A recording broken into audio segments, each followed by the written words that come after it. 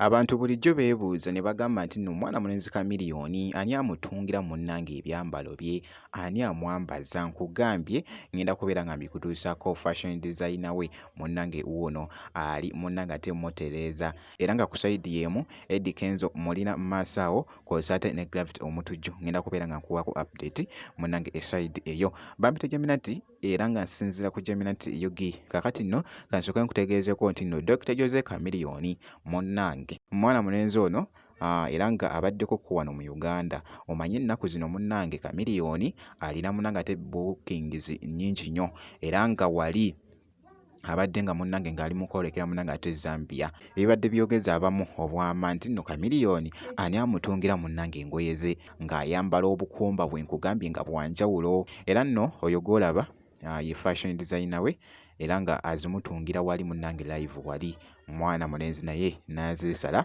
wali wonna. We won't Jesus how we beautiful fight. The farmers and spice stand no fear. Full of bad man and brush blood. We are just how it. Some of them are ready. It's bad man we shot. Some of them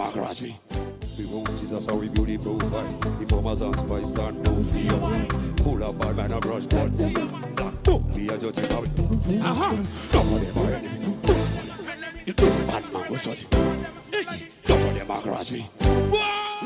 Era nga bw'olaba ku sayidi y'emu yatuuse dda munnange ate e Zambia agenda kubeera ng'alaningayo show. Alina munnange mu countries ez'enjawulo alinayo show era nga nja kuba nga nkuwa update yonna enaafaayo ku mwana mulenzi ono Dr. Jose Chameleone wano wennyini. Kaakati nno sigenda kubeera nga ndiwawoko awo kankugyeko kankutegeezeko nti nno Eddie Kenzo munnange naye abadde ku lugendo lwe ng'ali mu kwolekera munnange somewhere esayidi eno nkugambye wali yekoze ebintu muganda wange ekibadde munyonyi awo era nga boogezaako kulaba bambi mwana mulenzi munnange ate Eddie Kenzo ng'ali kiriya wali wonna nga boogezaako kulaba akatambi ako.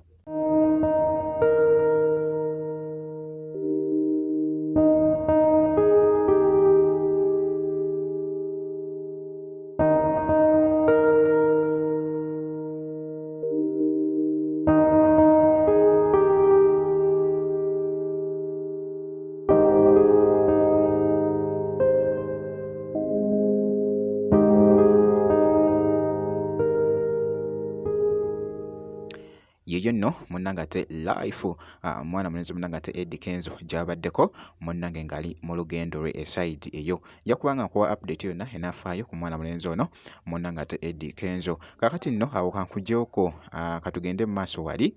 Kaakati nno nga nkuzizza esayidi eno ku Gravity Omutujju. Gravity Omutujju abadde yakata oluyimba emabegako awo ku Kkundi era nga lubadde lutambwidde ddala esayidi eyo era nga munnange naye tatudde esayidi eno. Kaakati nno wabaddewo kaakatambi awo ku mukutu ogwa TikTok abadde akataddeyo kaawo munnange nga bali mu kushutinga vidiyo gye babaddeko naye just babadde bagwengamu kaawo crazy naye nga mwana mulenzi ono munnange ali mu kusumulula munnange ate oluyimba ebiseera ebisinga nti mwana mulenzi ono Gravity Omutujju atera nnyo okuta oluyimba nga kuliko ne vidiyo. Nvudde ku mulimu gwakuleesozze mu byabalaba. Ate balina bye balaba kuba ekifaananyi.